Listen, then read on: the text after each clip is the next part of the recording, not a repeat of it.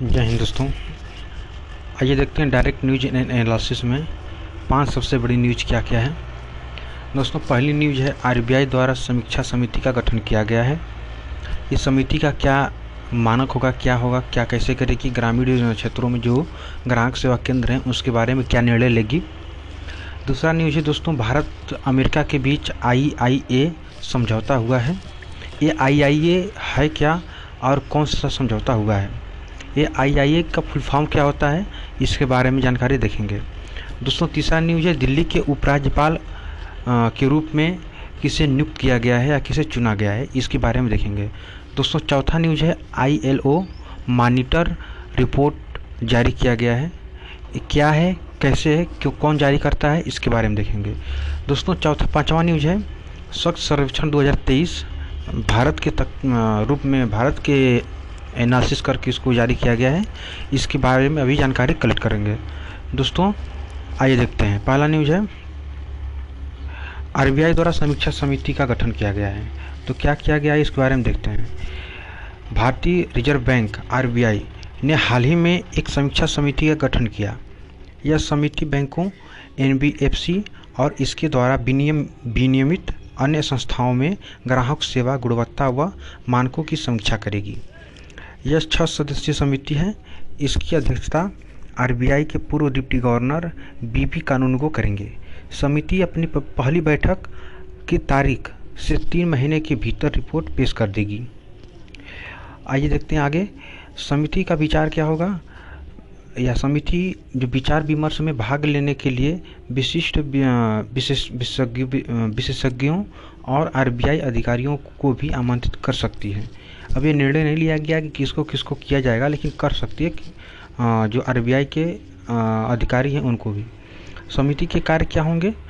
भारतीय reserve bank द्वारा विनियमित संस्थाओं में ग्राहक सेवा केंद्र की प्रभावकारिता और गुणवत्ता की मूल्यांकन किया जाएगा। ग्राहक सेवा हेतु RBI के मौजूदा दिशा निर्देशों की खामियों की पहचान की जाएगी। और क्या किया जाएगा, ग्राहक सेवा परिदृश्य की उभरती जागरूकता की समीक्षा कर उपयुक्त नियामक उपायों को सुझाना इसका मुख्य कार्य होगा। ग्राहक सेवा तथा शिकायत निवारण तंत्र में वैश्विक तथा घरेलू स्तर पर अपनाए गए सर्वोत्तम तरीकों की पहचान करना, ग्राहक सेवा दक्षता बढ़ाने हेतु प्रौद्योगिकी का उचित लाभ उठाने के उपाय सुझाना आदि इसका कार्य होगा। दोस्तों, चैनल को सब्सक्राइब कर लें और बेल आइकन को प्रेस कर लें ताकि आने वाली हमारे नए वीडियो आपके पास पहले पहुंचे। अगला न्यूज है दोस्तों, भारत अमेरिका के बीच IIA समझौता। तो IIA है क्या, इसके बारे में देखते हैं। भारत और अमेरिका ने हाल ही में टोक्यो में एक निवेश प्रोत्साहन समझौता है, यानी कि इन्वेस्टमेंट इंसेंटिव एग्रीमेंट, जिसे हम IIA के नाम से जानते हैं, पर हस्ताक्षर किया। यह समझौता क्वाड समिट से इतर टोक्यो में हस्तांतरित किया गया है। यह समझौता भारत में निवेश सहायता जारी करने के लिए डेवलपमेंट फाइनेंस कॉरपोरेशन DFC की वैधानिक आवश्यकता है। IIA यानी कि इन्वेस्टमेंट इंसेंटिव एग्रीमेंट के जरिए भारत में डेवलपमेंट फाइनेंस कॉरपोरेशन द्वारा प्रदान की जाने वाली निवेश सहायता में वृद्धि होगी, जो देश के विकास में सहायक होगी। पर आपको बता दें कि इस यानी IIA ने वर्ष 1997 में दोनों देशों के बीच हस्तांतरित निवेश प्रोत्साहन समझौते का स्थान लिया था।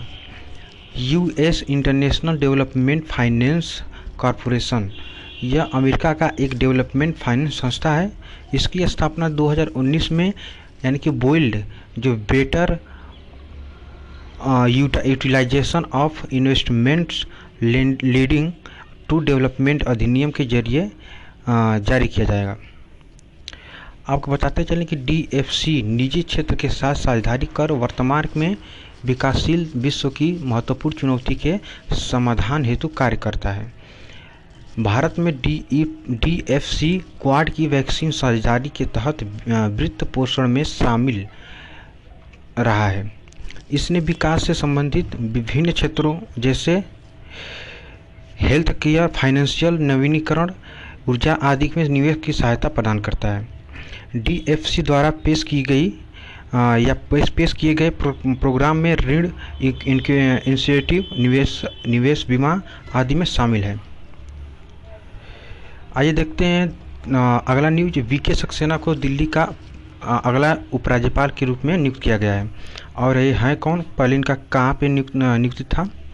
अब विनय कुमार सक्सेना राष्ट्रीय राजधानी क्षेत्र दिल्ली के नए उपराज्यपाल के रूप में शपथ लिया है। राष्ट्रपति रामनाथ कोविंद ने अनिल बैजल के इस्तीफा का स्वीकार किया और इन्हें यानी कि सक्सेना को उपराज्यपाल के रूप में नियुक्त किया। इनका कार्यकाल पदभार संभालने की तिथि से प्रभावित होगा। गौरतलब है कि पूर्व उपराज्यपाल अनिल बैजल ने व्यक्तिगत कारणों से के चलते हाल ही में पद से अपने इस्तीफा दे दिए थे। सक्सेना क्रम के 22वें उपराज्यपाल होंगे।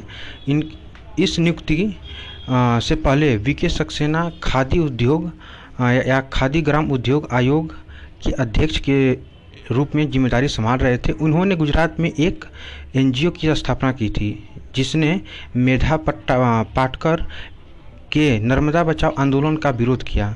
1991 में इन्होंने एक गैर लाभकारी एनजीओ का गठन किया।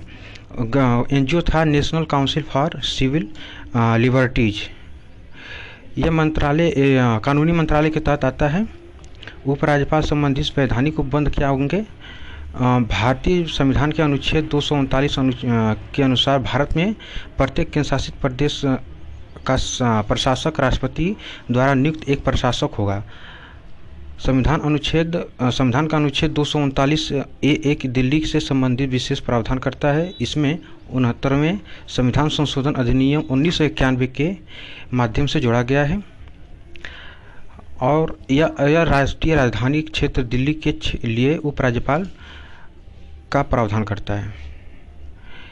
ILO मॉनिटर रिपोर्ट की क्या है दोस्तों? आइए इसको देखते हैं। साख सर्वेक्षण अभी इसके आगे देखेंगे।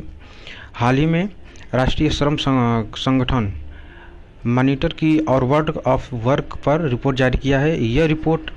इस रिपोर्ट का 9वां संस्करण होगा। इस रिपोर्ट के मुताबिक 2022 की पहली तिमाही में दुनिया भर में 11.2 करोड़ लोगों ने नौकरियां गंवाई थी। आपको बताते चलें कि यह रिपोर्ट देशों द्वारा असमान श्रम बाजार में सुधार हेतु किए जा रहे प्रयासों पर एक वैधानिक या वैश्विक अवलोकन प्रदान करते हैं।